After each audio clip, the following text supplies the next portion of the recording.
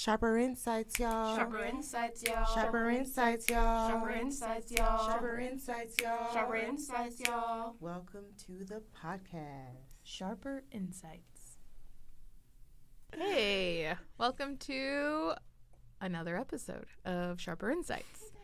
Last episode we talked about goals and setting goals, and today we are going to talk about studying. We put out a survey at a SAC meeting, and we got a lot of cool responses, and we noticed that a lot of people want to know more about like how to study efficiently, maybe how to get started, just different ways to study. So we're going to talk about a few tips today, things that we've looked up on the interwebs, maybe things that we actually try ourselves or have used before, or maybe we use in sessions. So let's get started with Mia. She's got some ideas. So I guess the first thing, just so y'all know, I'm still a student and I'm working, which I have been trying to balance, and so I am right there with you. There is a lot that needs to get done when you're trying to learn information, and it just seems like a lot. However, I can tell you, doing it the night before does not make it stick in your brain. It takes time. Also, you took pictures of the slides in class. Just looking at those, that's not going to do it. Neither is, oh, I wrote notes in class. I think it's stuck in there. That's not going to do it either. Not by osmosis. So there's some effort that goes into it, right? Yes, there's definitely effort. And there are different ways to study because one way does not work for everyone. Your team might be doing something different. Your coach might be doing something different. Anyone is doing different things, and we all learn differently. So the first thing we want to bring up is that reading is not studying. Sort of as I alluded to, you're not actively engaging with the material. Yeah, I do see that a lot. Like maybe you're reading through the PowerPoints or reading. I know that y'all are not reading the textbooks. Trust me. I get some honest answers. And also read the textbooks. That's not going to hurt you. But reading through like lecture notes and PowerPoints, that is helpful. Like it's a start to get an understanding. But if I walk away from that and I were to quiz you, would you really know what you just read? Of course not. Probably not. No. I can't even tell you like if I'm reading an email that I can walk away and come back and you can tell me what that email said. So it is just commonplace that our brain doesn't retain information unless there's purpose behind it, unless there's some maybe, what is the word? Repeating it, looking at it, maybe doing it differently. So no, reading is not studying. Reading is reading. And reading in itself is complex. So being able to read the text, understand it, retain it, that's 3 whole steps that your brain is using. And so give it some credit. Do it more than once. Look at it more than one time. Yeah, I think going beyond that, you have to know why you're doing it. What could be asked of me on an exam? What am I trying to get out of this? Figuring out those little answers to questions that you're asking yourself, that starts prompting the studying process because you got to know what you're looking for. And if you know what you're looking for, that puts you on the right foot. Yes. Know what class that's for. Know what the learning objectives are. I looked at that today with a student. If you can start each unit with just reading what the learning objectives are, they're about 3 to 4 bullets long. That's exactly what the professor wants you to get out of that learning module or that unit. So if I can answer those questions or I know enough about those, then you have studied or you know enough to maybe answer a quiz question or do something with it. So good. I also appreciated you brought up something like your teammate might study different, your coach might study different. Guys, y'all are in a sport where it requires a lot of intelligence to remember a lot of moving parts. Whether that's softball, whether that's football, soccer, you have to remember plays, you have to remember things that you do on the fly. So transfer that same concept that you use to remember those things and remember what time you have practice, remember what time you have meetings, and remember the playbook. So use that same skill and how to remember the information from that chapter, to remember that when my exam is, to remember what time my learning specialist meeting is, remember what time study hall is or tutoring. So if you can do one thing, you can definitely do the other. Just find a way to transfer that information. And I feel like we've talked about this before, perhaps in season 1, maybe early in season 2. So go check out those and find out some more tips. But you're going to hear us say the same thing. If you can do it in your sport, we can definitely do it in life, whether that's our academics or our personal life. Does anyone else have anything to add on studying?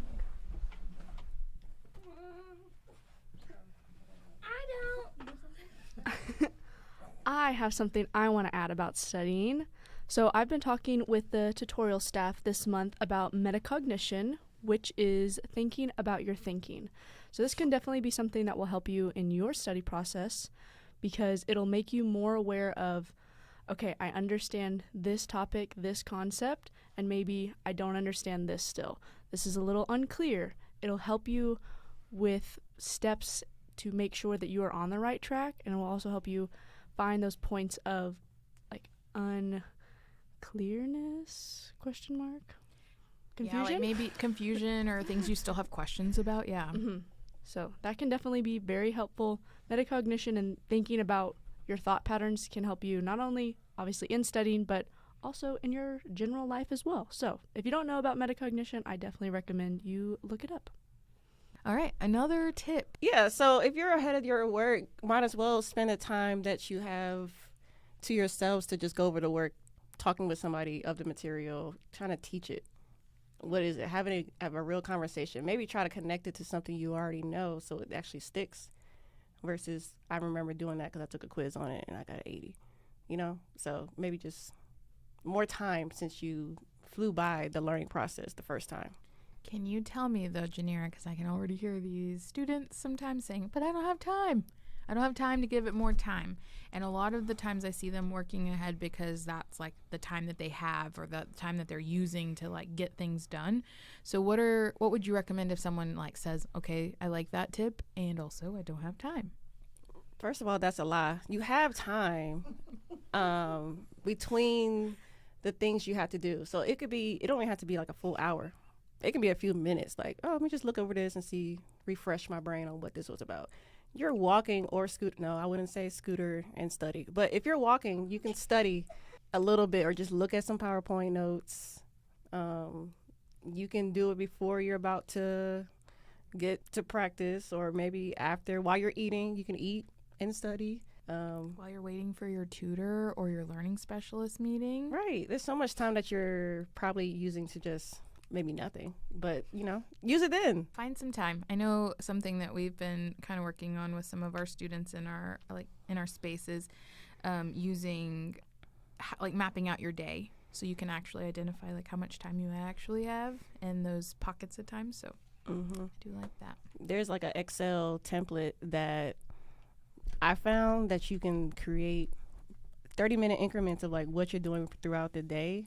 So if you wanted to really see how much time you allegedly don't have, you can put it on there and then also think about what are you doing with your time. Also, when we're thinking about time and we're feeling rushed for it, why are we multitasking? That's, I think, one of the biggest things that I see is someone's sitting there, they're on their phone, they're looking at a PowerPoint. I don't know how you're retaining it, but I definitely can't. Yeah. I think there used to be like a whole TED Talk in an English class about multitasking and how it's not efficient. You can't really do it. And also there is a way, I forget what it was called, but it was a type of multitasking where you do a little bit, kind of what Janira was talking about. You do a little bit here, you go do something else. You do a little bit more. So it's kind of breaking up that task, but realistically, you cannot do two things at once. Like your brain, while you think you can, your brain is not able to take in all that information at one time. If you want 100% focus, it has to be on one task at a time. Otherwise, it's just going to be partial. Yeah. Partial focus or... Can I say something real quick? Absolutely. For those of you who might struggle with focus, task switching is okay to do if you know how to do it properly. So if I'm studying for accounting and I know I need to review the balance sheet, and the income statement and accounts receivable and accounts payable. That's like 4 or 5 things. Instead of doing it all at one time, I'm going to do income statement. Then I'm going to switch to another task for a certain amount of time. Then I'm going to come back and do the balance sheet. Then I'm going to switch to another task for a certain amount of time. Then I'm going to come back. But you can switch your focus, but don't try to multitask. Something that we talk a lot about is the Pomodoro method. The tomato method. The tomato. I just learned that Pomodoro equals tomato in Spanish. And it's a really cool, you could do an app, you can find it on a website, or you could just literally set a timer, 15 to 20 minutes, stop, take a break in between, 5-minute break, and then go back 15, 20 minutes. I think I struggle with that because when I'm locked in and I don't need a distraction. But for those that need that breakup, it is helpful. So setting that goal of I'm going to work straight for 15 to 20 minutes, maybe 30, push it a little bit, and then take a 5-minute break and then go back at it for that same amount of time until you get the task done. So I do think that there are options for that. And then distraction-free zones, like know where you are. Know that you're going to be distracted. If my phone is a distraction, put it in the other room. Put it face down, silent, out of arm's reach. You are going to survive not touching it for 15 minutes, I promise. Also, keep in mind that some people's some people's study space looks different than others. Mia and I were just talking today at lunch about how we enjoy music when we're reading, but if I'm singing songs and I'm distracted, that's not the type of music that I need.